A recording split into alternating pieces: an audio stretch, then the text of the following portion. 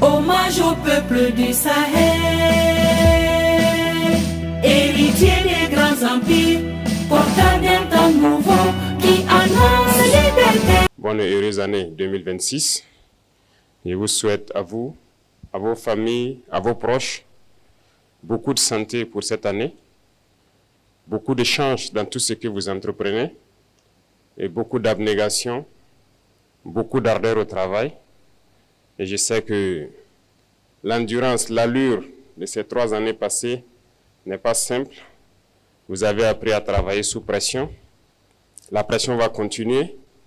Et tenez bon, attachez les ceintures. J'aime caricaturer avec les membres du gouvernement pour leur dire qu'en 2026, actuellement, c'est comme un avion qui est donc en bout de piste. Nous allons mettre les pleins gaz pour atteindre en fin d'année ce que les pilotes appellent V1. Ce qui veut dire qu'il y aura encore plus de pression pour 2026. Et donc, tenez bon, attachez les ceintures. Je tiens aussi à vous féliciter pour tout ce qui a été fait durant 2025, mais surtout durant donc, ces 3 années. Et je pense que les résultats parlent d'eux-mêmes. Et c'est ce qu'il faut regarder dans le passé et s'armer de courage pour ce que nous devons faire pour le futur. Tout ce que nous avons eu à réaliser, je pense que nous devons ça au vaillant peuple qui a compris notre message, qui a compris le sens de la révolution. Parce que sans eux, les moyens mis à disposition de tout un chacun pour pouvoir y arriver, ça n'aurait pas été possible. L'essence même de la révolution, c'est de travailler pour le peuple. Et je pense que les exemples, il y en a beaucoup. Si vous prenez dans le domaine de l'agriculture, cette année, par la grâce de Dieu, nous avons fait une production record. Il y a des spéculations particulières que nous avons essayé d'introduire depuis ces 3 années.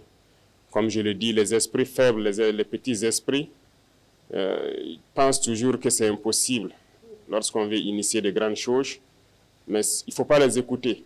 Si on devait les écouter, on allait se décourager, on n'allait pas pouvoir se lancer. Parce qu'il y en a aussi qui sont là pour nous décourager dans tout ce que nous faisons. Lorsque vous décidez d'entreprendre quelque chose, ils vont être dans les railleries, les moqueries, pour vous amener à vous démotiver, à ne pas vous lancer. Et je pense que tout un chacun a surmonté cela. Parce que ce que je dis, ce n'est pas seulement au sommet de l'État, mais jusqu'aux citoyens au niveau du village, il y a un sursaut. Voilà, tout ce qu'on disait impossible de faire au Burkina Faso en matière d'agriculture, ça s'est fait aujourd'hui. Nous avons parlé du cacao, les gens ont crié sur tous les toits. Même certains réactionnaires à l'intérieur ici ont fait comprendre que non, ce n'est pas la priorité. Et pourtant, Dieu merci, nous avons de très bons maîtres chocolatiers. Et notre objectif n'est pas de produire pour vendre à l'extérieur, c'est de produire transformé pour nous ici et pour nos enfants. Aujourd'hui, le café, c'est une réalité au bord de Saman-Denis et nous avons, Dieu merci, des Burkinabés qui le transforment. Et je vous invite donc à consommer ce qui est transformé sur place ici. Beaucoup d'autres spéculations telles que le blé, l'ananas, la vigne et bien d'autres, j'en passe, se cultivent aujourd'hui au Burkina Faso. Et ça va se transformer ici au Burkina et ça va créer de l'emploi pour le Burkinabé et c'est ce que nous allons consommer. Et donc c'est ce qu'il faut voir dans ce qu'on a pu réaliser et s'armer de courage encore pour l'avenir. Beaucoup d'autres projets donc ont été à succès. Quand on prend le domaine de l'éducation, beaucoup d'amphithéâtres ont été construits. La dernière fois au Conseil, on a adapté des textes qui permettront donc d'équiper ces amphithéâtres et de construire de nouveaux amphithéâtres. Beaucoup d'écoles et centres de formation verront le jour en 2026, au bord donc de nos pôles de croissance tels que Bagré, Saman-Denis et autres. C'est pour amener les jeunes Burkinabés à pouvoir transformer, produire et transformer ce que nous faisons ici. Donc, nous n'allons plus nous concentrer sur l'enseignement général uniquement. Nous avons parlé d'enseignement professionnel et technique et donc beaucoup de lycées modernes verront le jour en 2026. En plus de cela, nous avons décidé de construire une université technologique et j'espère que d'ici la fin de l'année, vous allez voir cette université donc se dresser. Les travaux ont déjà commencé et nous avons donné donc dit aux entreprises de tout faire pour être donc dans les délais pour que les rentrées prochaines, nous puissions accueillir des étudiants dans des domaines donc assez pointus de la technologie pour que nous nous mettons au diapason. Comme je l'ai dit, nous sommes très loin, nous sommes dans les années 1800.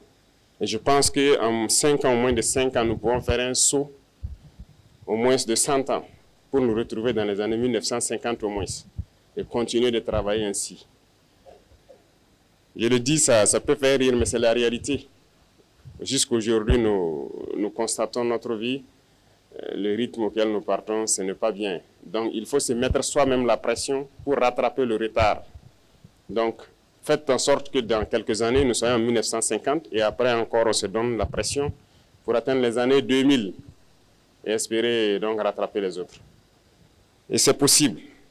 Et je suis heureux donc de vous dire que dans ce sens-là, nous sommes en train de mettre en place un laboratoire. Et aujourd'hui, au Burkina Faso, par exemple, pour les chercheurs, nous avons beaucoup d'équipements qui sont là. Nous allons les permettre donc de faire la recherche sur place.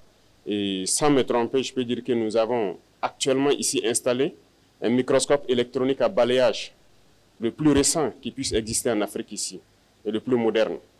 Donc il est là au Burkina Faso, il est fonctionnel, et les chercheurs vont commencer donc à aller donc faire tout ce qu'ils doivent faire ici, au lieu d'aller à l'extérieur encore le faire. Et ça va encore encourager d'autres personnes à chercher et à découvrir. C'est pour dire qu'il y a beaucoup de domaines que nous n'avons pas oubliés, en passant par la santé, tout ce que nous sommes en train de faire, notamment les centres de santé communautaires qui sont construits et qui seront équipés. Ça fait partie aussi du lot donc, de mesures prises donc, lors du Conseil dernier. Et donc tout cela, c'est à votre actif, c'est à l'actif de toute l'administration et c'est avec donc l'appui et le soutien de notre vaillant peuple que nous arrivons à le réaliser. L'initiative Faso Merbo, qui est devenue une agence aujourd'hui, alors lorsque nous entamions l'autoroute, certains doutaient parce que c'est un projet qui est là depuis plus d'une décennie. Bien sûr, nous avons trouvé le projet et lorsque nous avons donc cherché à comprendre même le projet, c'était une autoroute de 2 fois 2 voies. Et les entreprises en majorité étrangères qui avaient fait des propositions, les moins chères étaient, je pense, 1032 milliards pour faire les 2 fois 2 voies. Et donc, on nous proposait de nous financer pour pouvoir le réaliser en 10 ans pour les délais les plus courts. Il faut être conscient. Pour nous, condamner les générations qui ne sont même pas encore nées à des prêts de 50, 60 ans pour construire une autoroute de 2 fois 2 voies qui sera dépassée dans peu de temps. Lorsque nous avons voulu savoir si c'est 4 fois 2 voies, certains même se sont moqués de nous, certains entrepreneurs, ils n'y croient pas. Dans un tel pays, 4 fois 2, c'est pas raisonnable. Certains ont dit que ça devrait nous coûter plus de 3 000 milliards. Mais comme je dis, dans la révolution, c'est la responsabilité, c'est la conscience. On ne va pas rentrer dans ces schémas. Voilà pourquoi nous avons décidé de le faire nous-mêmes. Parce que nous avons confiance en nos jeunes ingénieurs, nous avons confiance au potentiel des Burkinabés. Nous avons donc cherché des équipements de tout ordre. Aujourd'hui, sur ce chantier, je peux dire que le chantier il est unique en Afrique. Il n'y a pas un chantier d'autoroute pareil qui mobilise autant de monde, autant d'équipements. Il n'y en a pas. Les travaux de nettoyage, il y a plus de 100 bulldozers sur ce chantier. Et je ne vois pas pareil. Je m'étais donné 2 mois pour qu'ils puissent finir le nettoyage. Et je pense qu'ils ont tenu le pari. Nous sommes à 40 jours, ils ont déjà fait plus de 70% du nettoyage. Et le 15 février, s'il plaît à Dieu, ils auront fini. Ce qui veut dire que le rythme aussi, il n'y en a pas pareil en Afrique. Et nous allons finir, c'est un défi, nous allons finir dans un délai que personne ne va croire. Parce que nous avons déjà tout à notre disposition. Toutes les machines, tout le nécessaire est là.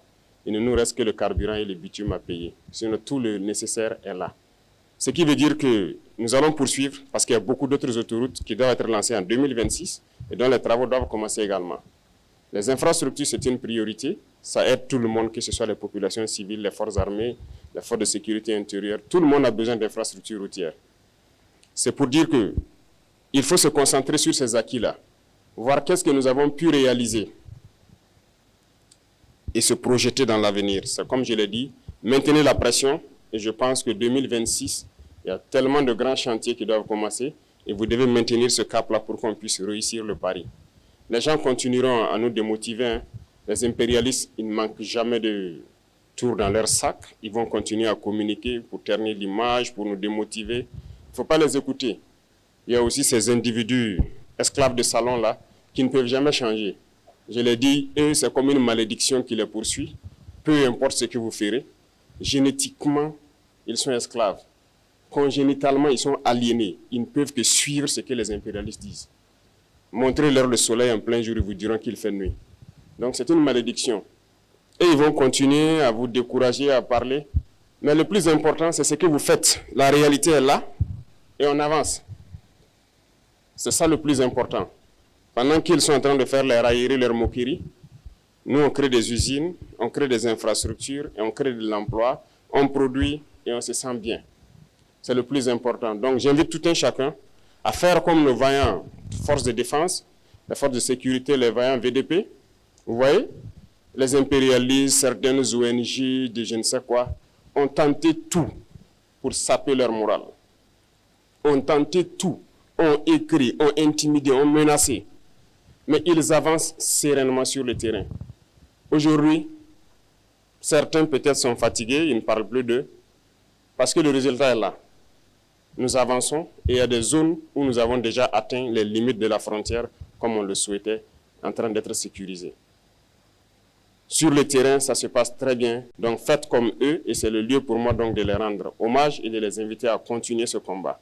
Et tous ceux qui sont sur les différents chantiers, je parlais tout de suite de façon mémo, c'est le lieu pour moi de les féliciter, de les encourager, parce que c'est historique ce que nous faisons et c'est unique en Afrique. Et tout un chacun qui a la chance de participer à cela, et je pense qu'il doit en être fier. Et tous ceux qui ne sont pas encore entrés dans la danse, que vous soyez ingénieur et que vous pensez pouvoir apporter quelque chose, je l'ai dit, allez-y, apportez votre pierre parce que demain, on dira ce sont ceux-là qui ont construit ces infrastructures pour permettre au Burkina Faso d'être au niveau où il est. Donc, merci beaucoup. Je vous souhaite encore bon courage parce que le courage, vous en avez tous besoin. Le courage, vous en avez besoin pour transcender tout ce qui peut se dire. Bon courage à tous pour 2026. Je vous souhaite bonne chance encore dans tout ce que vous menez parce que vous en avez besoin. Et je souhaite que la santé soit au quotidien pour vous, pour vos familles, pour vos proches, pour vous permettre de travailler avec la tête libre. Merci beaucoup. Je vous souhaite une très bonne semaine et à très bientôt, s'il plaît à Dieu.